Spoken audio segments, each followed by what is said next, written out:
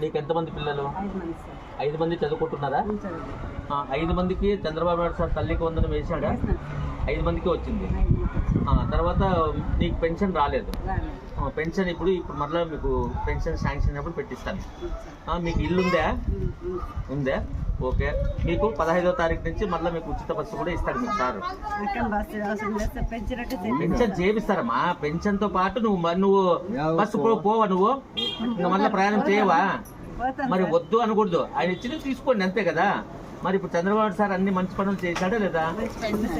మనకి చంద్రబాబు సార్ ఉంటే మంచిదా కాదా? ఓకేనా? రైట్. తర్వాత దీపం కింద మన గ్యాస్ జబ్బులు ఫ్రీగా ఇస్తారు, తెలుసు కదా? రైట్.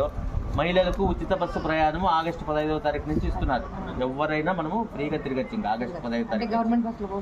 గవర్నమెంట్ బస్సుల్లోనే ఏం లేదమ్మా, అన్ని బస్సుల్లో ఫ్రీ ఇస్తారు. అనంతపురం జిల్లానే కాబట్టి మీకు ఇస్తారు ఖచ్చితంగా. ఇప్పుడు చంద్రబాబు నాయుడు సార్ మనకు అన్ని చెప్పినట్టుగా అన్ని ఇచ్చినాడా లేదా? మరి చంద్రబాబు మనకు ఉంటే మంచిదా? మీ అభిప్రాయం ఏమి? ఉంటేనే మంచిది. తెలుగుదేశం పార్టీనే కదా అందరినీ బాగా చూసేది. రైట్ మా. ఓకే.